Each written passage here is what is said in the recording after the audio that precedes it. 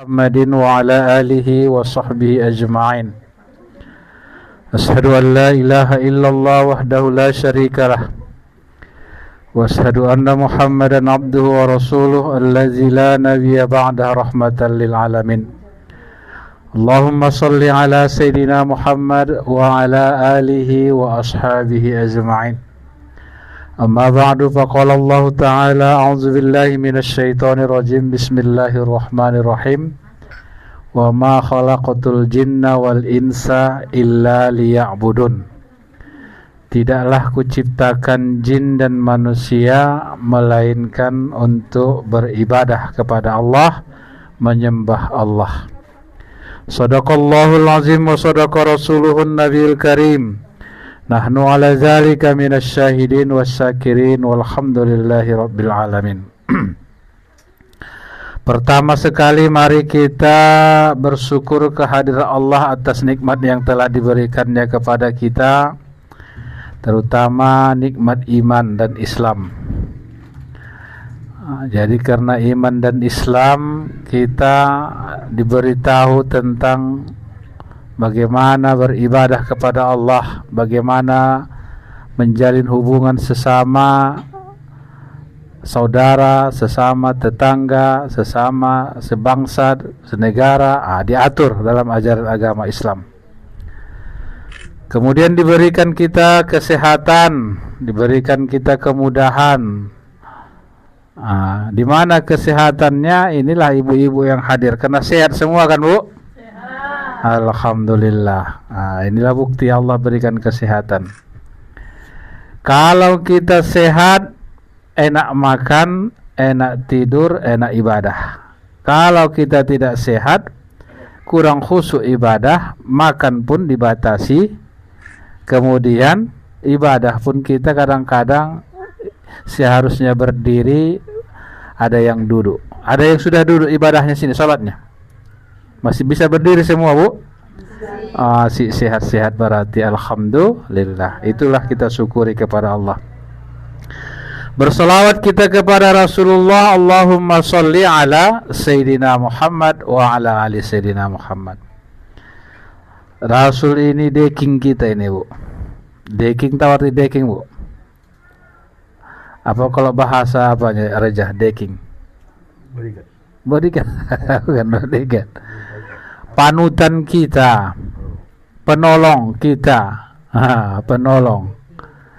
Kalau bahasa pasarnya baking, ada baking ya. Baking apa itu? Pengembang makanan ya, Bu. Baking. Ada istilah ordal. Pernah dengar ordal, Bu? Orang dalam. Ibu kalau mengurus sesuatu di Polres, ngurus SIM ya kan, ngurus kehilangan, kalau ada ordal, enak dia telepon aja, saya mau datang ngurus SIM, oh iya datang, saya tunggu, cepat selesai. Ada perkara, ada orang dalam, anaknya, menantunya, saudaranya, tetangganya, jadi mudah urusan, Ibu. Siapa orang dalam kita di akhirat? Nabi Muhammad. Dipanggilnya kita, Bu, ayo mau nyebrang sana, ayo mau menimbang di sini, ayo amal dihisap, ditimbang. Jadi semua yang kita kerjakan ini, Bu, nanti nampak di akhirat. Ibu yang hadir di masjid majelis ta'lim ini nampak nanti itu faedahnya, pahalanya. Jadi bersyukur kita kepada Allah Subhanahu wa taala diutusnya Rasul sebagai suri teladan kita, sebagai panutan kita, sebagai contoh teladan kita. Rasul dan keluarganya bisa dijadikan sebagai apa istilahnya?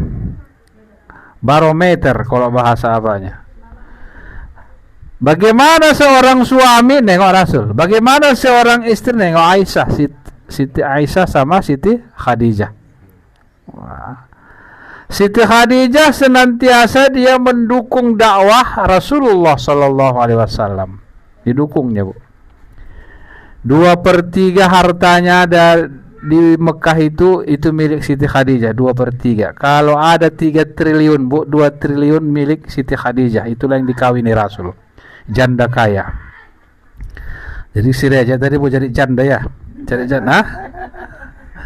Berarti sama dengan Rasul. Rasul pun mengawini janda.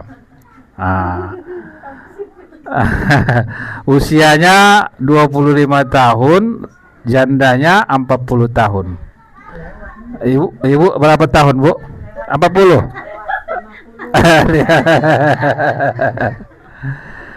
Berarti nggak masih lagi jamu. Ya, Bu ya. Dia kalau jamu usia 40 tahun ke bawah. Jadi Khadijah itu masih jamu. Kata guru saya dia jamu kaca. Tahu Bu jamu kaca? Janda muda kaya cantik. Wah, itu dia. Itulah yang dikawini Rasulullah. Jadi Reja ada minat mencari jamu kaca. Ya, bisa. Jadi Siti Khadijah itu kaya, saudagar kaya, bahkan Rasul dulu anak buahnya itu Bu membawa harta perdagangan Siti Khadijah. Setelah dipegang Nabi Muhammad lah, pada saat itu belum jadi nabi dia, perdagangan Khadijah banyak untungnya. Kenapa? Berkah namanya Bu. Nabi Muhammad ini membawa berkah. Dalam kisahnya dia disusukan namanya Suwaidatul Aslamiyah ya. Halimatus Sa'diyah siapa itu? Ibu susunya? Sebelumnya keluarga ini dalam keadaan miskin. Setelah Rasulullah menjadi susuannya, menjadi berkahlah kampung itu, Bani Sa'adah itu. Kemudian ternak-ternaknya pun subur balik, beranak pinak karena keberkahan Muhammad kecil. Masih Muhammad kecil itu. Jadi yang mau saya sampaikan dakwah kita sore ini, nanti di penghujung dakwah saya ini ada silaturahmi ya Bu, perkenalan dari Andinda kita ini, namanya Reja Pahlepi Nasution, SSI, Sarjana Sosial Islam. Beliau ini juga penyuluh dari Kecamatan Kampung Rakyat. Sudah lebih 2 tahun di kantor KUA Kampung Rakyat sebagai penyuluh. Hari ini dia mau datang ke TTS Plang, mau nengok ibu-ibu. Silaturahmi, karena silaturahmi itu meluaskan rezeki, memanjangkan umur, diampuni dosa, dimasukkan ke surga. Itulah rangkuman dari beberapa hadis riwayat Rasulullah SAW. Maka orang yang rajin silaturahmi biasanya sehat ya Bu ya, biasanya panjang umur, biasanya banyak rezekinya. Silaturahmi itu salah satunya yang dianjurkan silaturahim keluarga dulu. Silaturahim itu itulah namanya adik kita kandung, adik ayah kita, adik omak kita, itu nama silaturahim. Keluarga dia namanya. Silaturahmi inilah dia. Sesama muslim. Bertemu sesama muslim walaupun tak satu marga. Dia Nasution, saya tambah. Ibu marga berapa Bu? Ibu ketua? Manik. Walaupun ada Manik, ada Nasution, ada tambah, ada Ritonga, ada Harahap, ada Siregar, karena kita diikat kalimat la ilaha illallah, bersaudaralah kita ini. Namanya silaturahmi.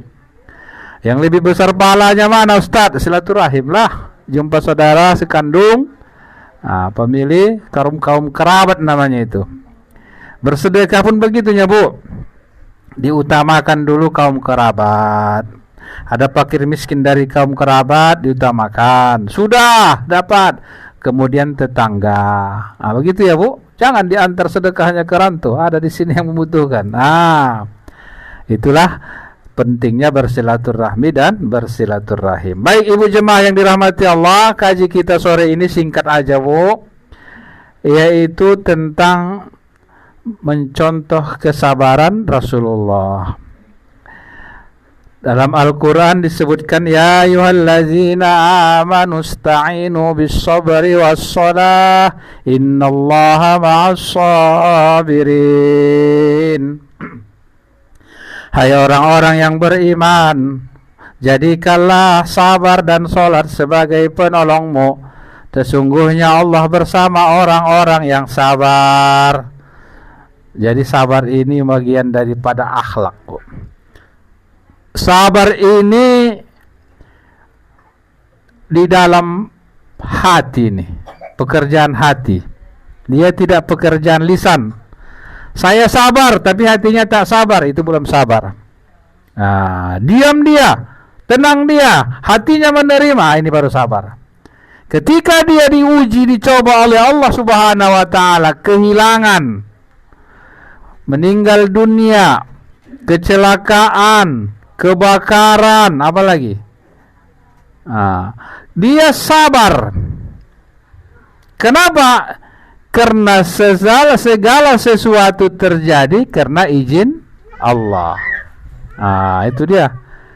Ini berangkat kepada takdir Allah Subhanahu wa taala. Aku jatuh karena izin Allah. Bismillahi masa Allah la yasukul khaira illallah. Bismillahi masa Allah la yasrifu su'a illallah. Terjadi kebaikan, terjadi keburukan, itu karena izin Allah. Itu tauhid kita, Bu. Maka orang-orang yang sabar, ini saya tanya ibu-ibu, kalau menurut ibu, apakah ibu-ibu ini sudah sabar? Kadang. Apakah ibu-ibu berminat mau jadi orang penyabar? Berminat. Ini kitanya maunya ini. Sabar enggak? Enggak sabar. Ini pun duduk di masjid majelis ta'lim ini harus sabar ini. Jangan bilang lama kali Ustaz tuh, itu enggak salah. Jangan bilang lama kali sholat tuh, jangan bilang lama kali mengaji tuh. Orang-orang yang tak sabar tidak sama Allah, karena dalilnya tadi innallaha ma'as sabirin. Sesungguhnya Allah bersama orang-orang yang sabar. Rasul itu penyabar, iya. Karena penyabarnya lah Rasul, Bu. Ada namanya Anas bin Malik bekerja bersama Rasulullah 10 tahun lamanya. Namanya juga kalau bahasa sekarang ya membantu-bantulah, pembantu kita. Pasti ada salahnya, yuk. Kadang kelamaan dia bangun, kadang kurang bersih kerjanya. Tapi kata Anas bin Malik, 10 tahun aku bersama Rasulullah, Rasul tidak pernah marah kepada aku. Bayangkan, walaupun salah dia. Jadi ciri-ciri yang sabar itu kayak mana, Ustaz? Tidak pernah mengeluh. Ibu pernah mengeluh? Pernah. Belum bisa. Ciri-cirinya tidak pernah mengeluh. Jadi udah siap orang ibu tidak pernah mengeluh. Mengeluh. Aduh, yang lama lah ini. Aduh, nggak boleh. Sakit jatuh jangan mengeluh. Jatuh jangan mengeluh. Allah, jangan mengeluh. Kalau dia mengeluh nggak apa pahala. Jadi mengeluh itu kayak mana, Ustaz? Mengeluh itu seolah-olah memprotes dia. Kenapa aku jatuh? Padahal Allah yang mengizinkan dia jatuh. Ini kembali ke tauhid ini. Terjadinya sesuatu terhadap diri kita, semua sudah diatur Allah 50.000 tahun sebelum dunia diciptakan, Bu.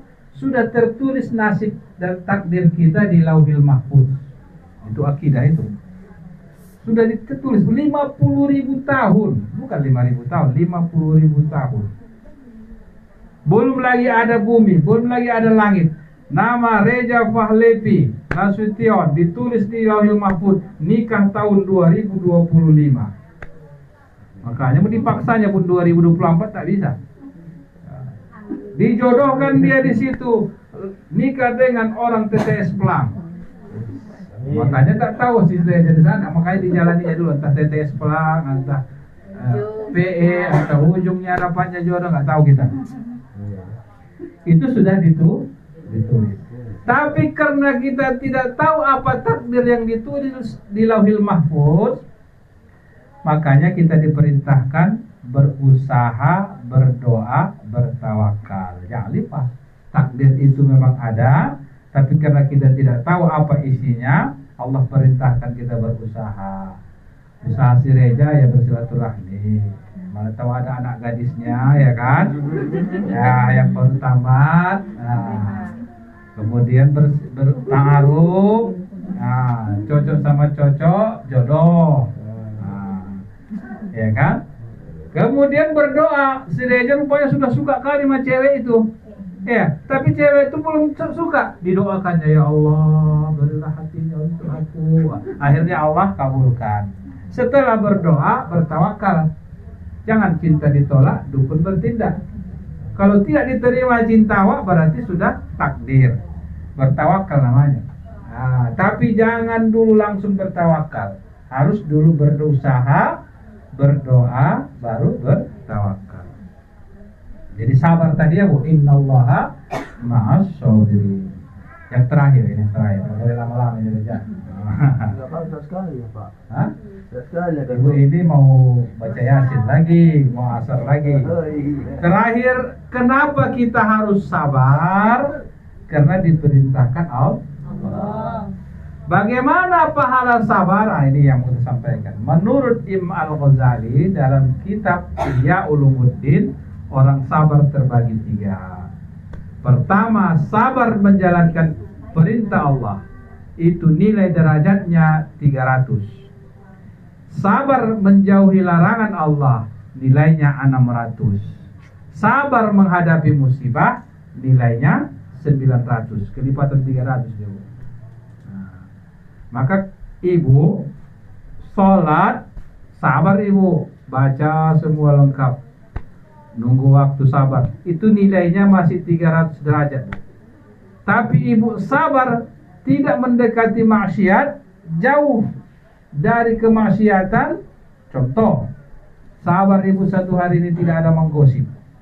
Ada satu hari ini tidak menggosip dia. Udah ada kawan tuh mengajak, ayo dulu ke sana kita dulu. Ada yang mau kita gosip.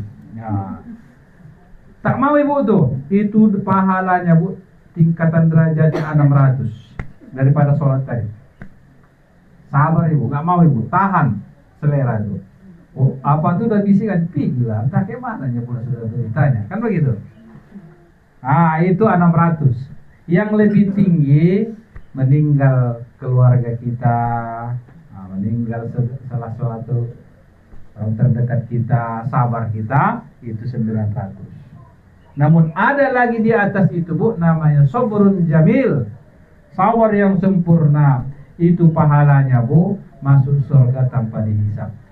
Tak lagi dihitung-hitung amal itu. Dalam hadis qudsi Allah katakan, aku enggan membukakan buku catatan amal hambaku karena dia sudah sabar di dunia, maka dia pun masuk ke dalam surga tanpa dihisab. Mau ibu masuk surga tanpa dihisab? Gak dihitung lagi berapa sholat yang tinggal, tak dihitung lagi berapa kesalahan ibu dulu sama suami, tak dihitung lagi apa-apa lagi, langsung. Kenapa? Karena ibu orang yang sabar, yang sempurna, sabrun jamil. Tapi biasanya bu, orang yang sudah mengamalkan di sabrun jamil itu, tak lagi ada dosanya sama suami, tak ada lagi dia menggosip-gosip, tak ada lagi dia berbohong-bohong. Nah itulah, karena tingkatan ini bu, sabar dulu di atas ini.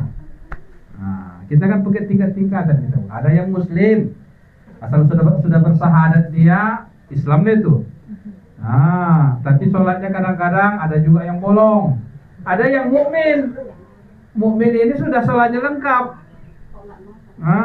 Lain tinggal kewajibannya. Ada yang muttaqin, sholatnya sudah khusyuk, ya kan bu? Ibadahnya sudah istiqamah. Ada yang mukhlisin, sholat dia memang, tapi ada yang tak ikhlas. Wa ma umiru illa liya'budullaha mukhlishina lahuddin. Ikhlas sudah sholatnya, ikhlas sedekahnya, ikhlas amalnya. Ada di atasnya lagi muhsinin. Muhsinin inilah salah satu di antaranya sifat sabar ada di dalam dirinya. Inilah tausiah kita sore ini. Mungkin ada yang mau bertanya. Sebelum bertanya, barangkali saudara kita Reja ada yang mau menyampaikan perkenalan ya. Ini perkenalan saja nih. Iya. Demikian saja. Akhirul kalam billahi taufiq wal hidayah. Assalamualaikum warahmatullahi wabarakatuh. Waalaikumsalam warahmatullahi wabarakatuh. Oh, mic-nya di situ hilang, jatuh. Oh, waktu yang jatuh tadi ya, Iya. tang katanya. Berarti suara itu agak jelas aja. Iya tadi. Tidak apa-apa lah. A'udzubillahi Bismillahirrahmanirrahim. Assalamualaikum warahmatullahi wabarakatuh. Wah, nampaknya ibu-ibu tidak semangat menjawab salam saya. Baiklah, saya kasih pantun sedikit saja. Mic-nya kurang kuat kata ibu ini. Tes 1 2. Kurang kuat nih. Suaramu kuatkan. Kuntilanak naik pesawat. Naik pesawat nyangkut di kawat. Kalau ibu-ibu umat Nabi Muhammad, maka jawablah salam saya dengan penuh semangat. Bismillahirrahmanirrahim. Assalamualaikum warahmatullahi wabarakatuh.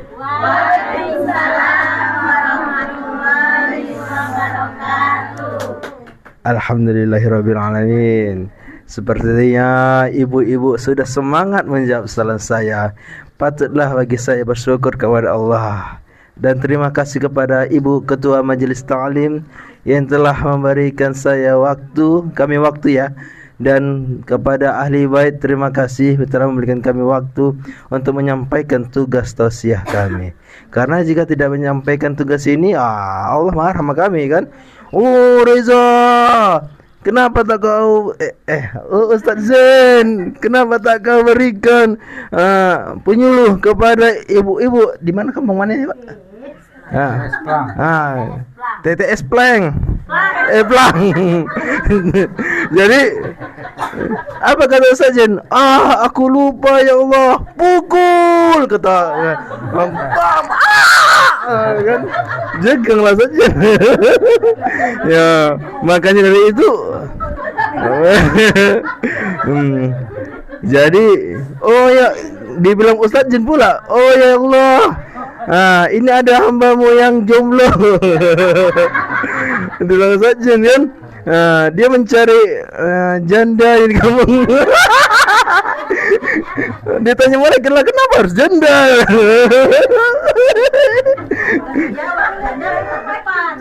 Aduh, aku jadi googlator nih. Oke, jadi itulah tugas kami ya ibu. Mohonlah kami yang diberi waktu kesempatan. Semoga ibu-ibu mendapatkan rezeki dari Allah SWT, diberikan kesehatan kepada Allah SWT, diberikan rahmat kepada Allah SWT, diberikan apa lagi? Harta yang banyak. Amin. Amin amin ya rabbal alamin. Ya, senang sekali saya hadir di sini. Nampaknya ibu-ibu wajahnya bercahaya gitu. Nanti kalau salah satu ibu masuk surga, jangan lupakan kami. Gak boleh gitu, Bu. Iyalah tugas kami kan silaturahmi kan kepada ibu-ibu kan. Jadi saya sudah mengamalkan amalan Rasulullah ya Pak Ustaz. Silaturahmi. Ya syukur-syukur aja masuk surga nanti. Amin. Iya kan udah akhir zaman nih kan Bu. Ntar lagi berjaya kita. Kawan pula. Oh iya. Tak kenal maka tak sayang, tak sayang maka tak. Wih dah. Maka tak cinta betul sekali. Perkenalkan ibu-ibu, nama saya adalah pemuda pendosa di akhir zaman. Nama saya adalah Reza Pahlavi Nasution, SOS, Sarjana Sosial.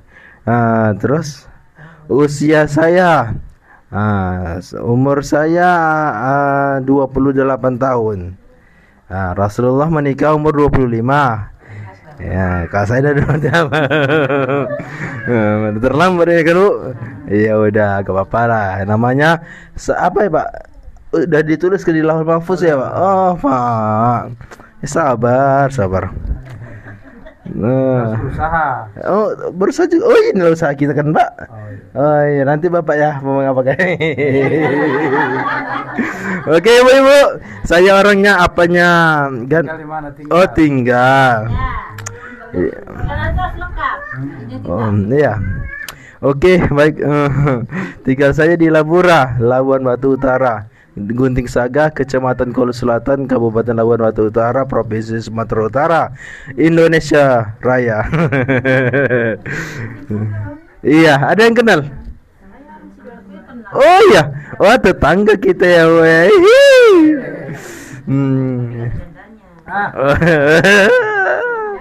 Ya nggak apa-apa ya Bu ya. Nanti, hah? Oh itu kalau kita membahas itu kita di layar belakang aja. Nanti sini kan agak terganggu. Oh iya, oh, boleh ya. Izinnya ya Pak.